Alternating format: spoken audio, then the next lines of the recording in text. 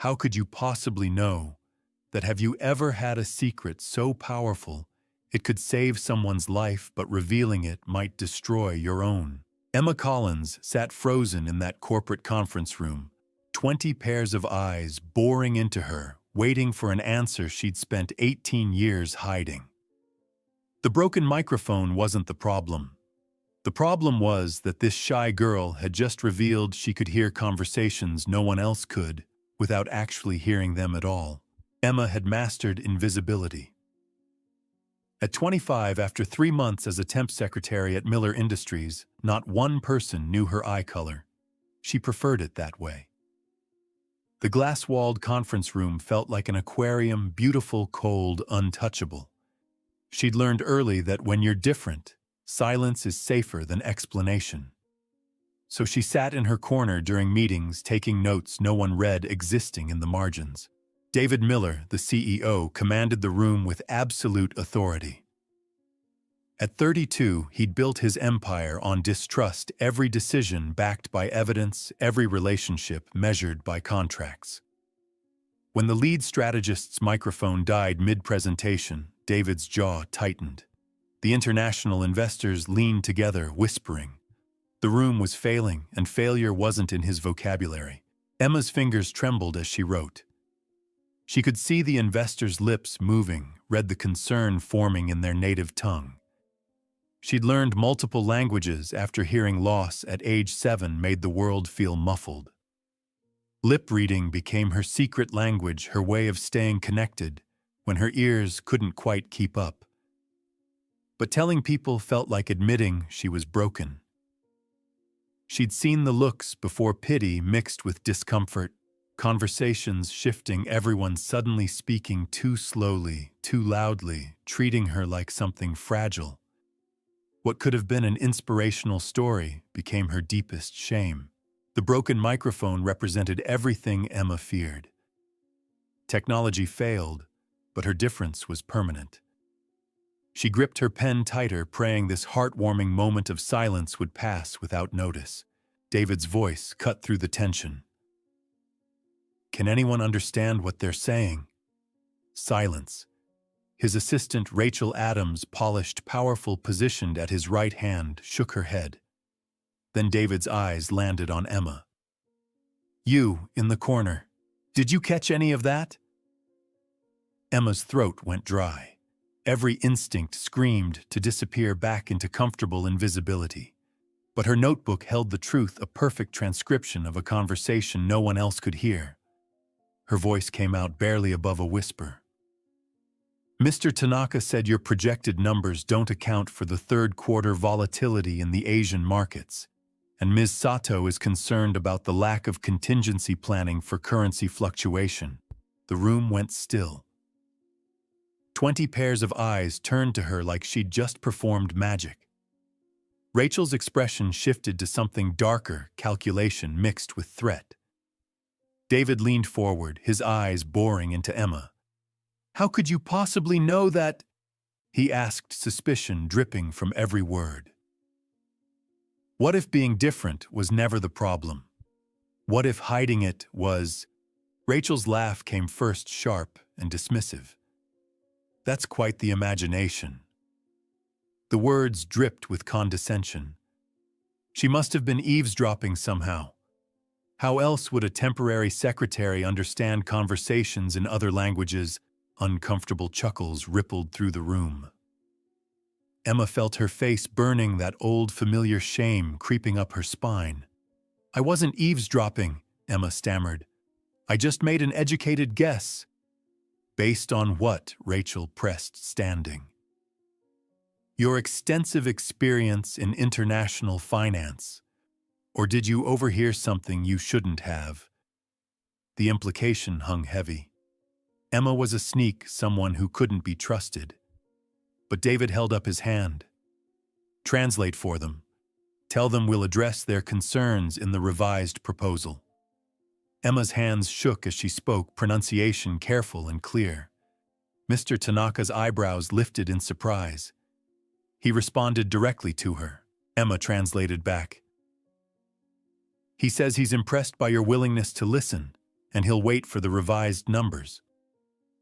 The meeting concluded with a handshake instead of disaster. As the room emptied, Rachel remained, her smile never reaching her eyes. She'd been David's right hand for 3 years, and now this nobody had done something Rachel never could. The threat was immediate. Emma fled to the elevator, heart hammering. In the lobby, she collided with Beau Brown, the security guard, whose gentle presence had been her only comfort.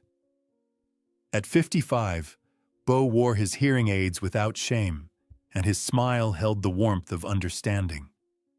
"Quite something that just happened," Beau said, signing as he spoke. "Word travels fast." Emma's eyes filled with tears. "They think I'm a liar, or worse.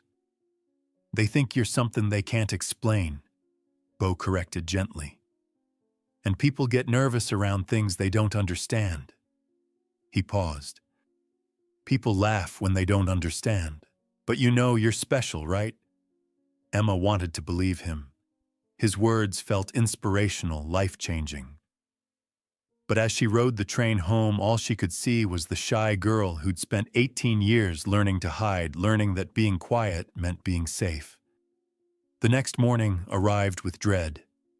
Emma arrived early, but the office buzzed with whispers. Fragments of conversations stopped when she passed. Heard she speaks several languages, seems suspicious. How did a temp get hired without proper background checks? David's voice cut through her anxiety. "Emma, my office, now." Inside his corner office, David closed the door deliberately. He didn't invite her to sit. "Yesterday afternoon, I reviewed security footage. I watched you near 2 employees by the elevators, Johnson and Matthews.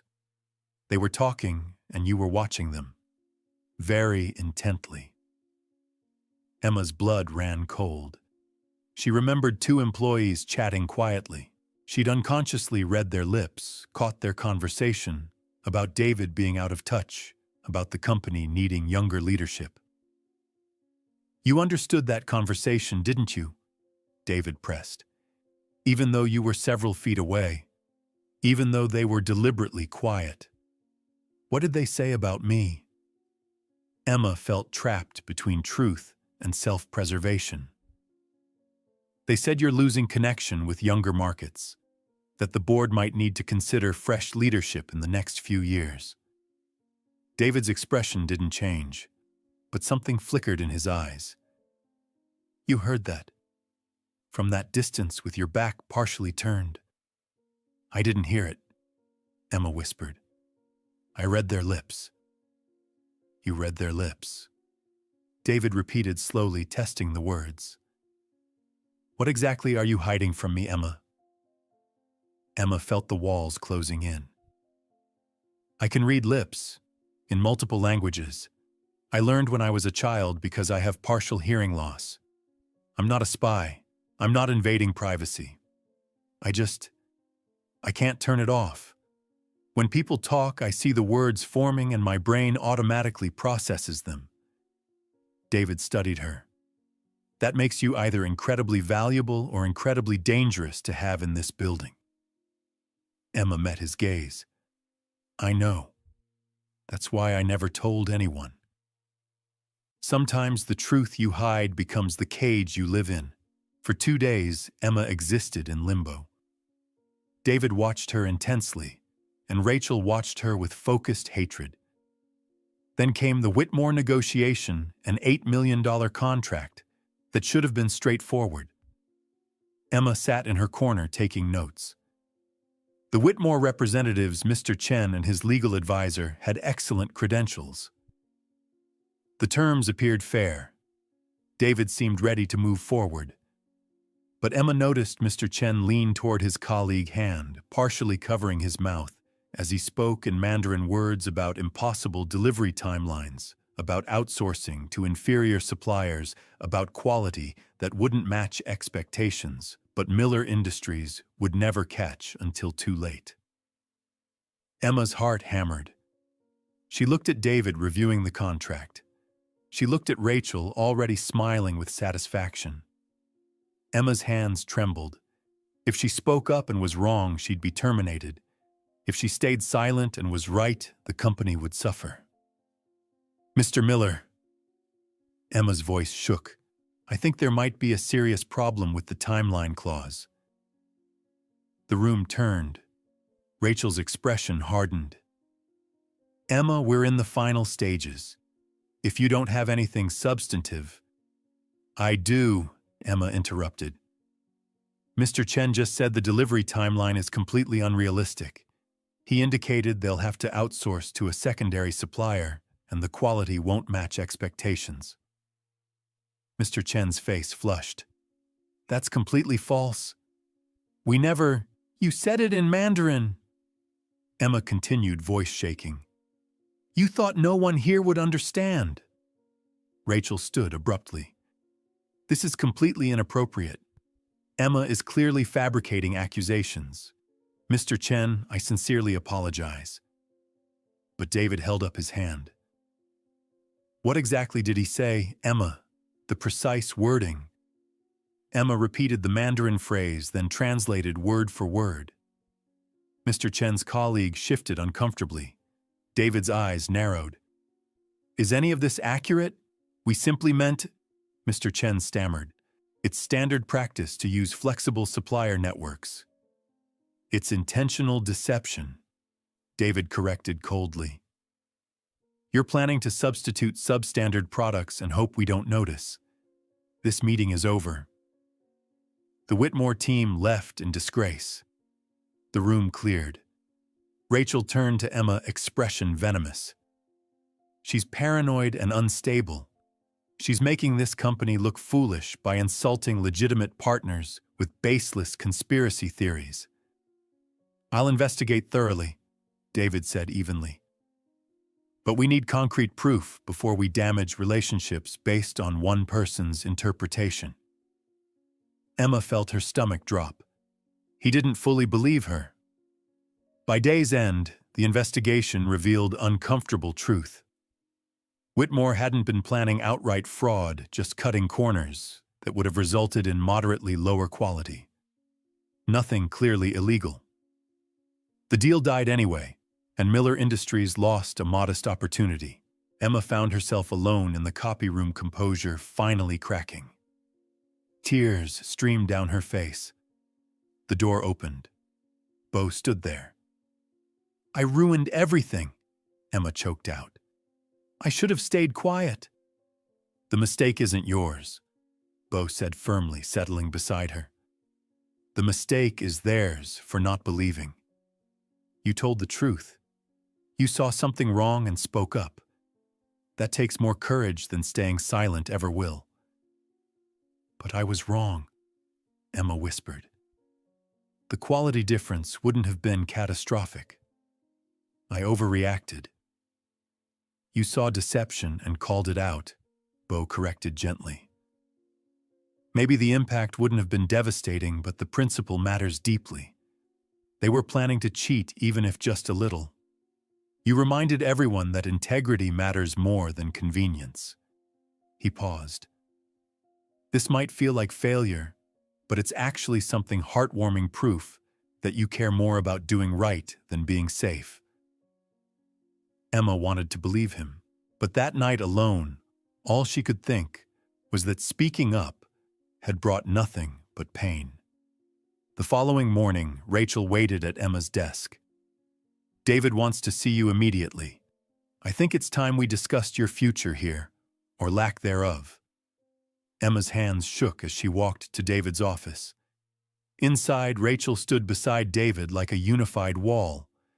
David's expression was unreadable as he gestured for Emma to sit. "Rachel has brought several serious concerns to my attention," David began coldly. "She believes you're causing significantly more trouble than value. The Whitmore deal collapsed because of your unsubstantiated accusations. The office atmosphere has become tense. People are anxious around you, wondering what private conversations you might be monitoring." Rachel's voice dripped with false sympathy. We understand you have unusual abilities, Emma, but this environment might not be the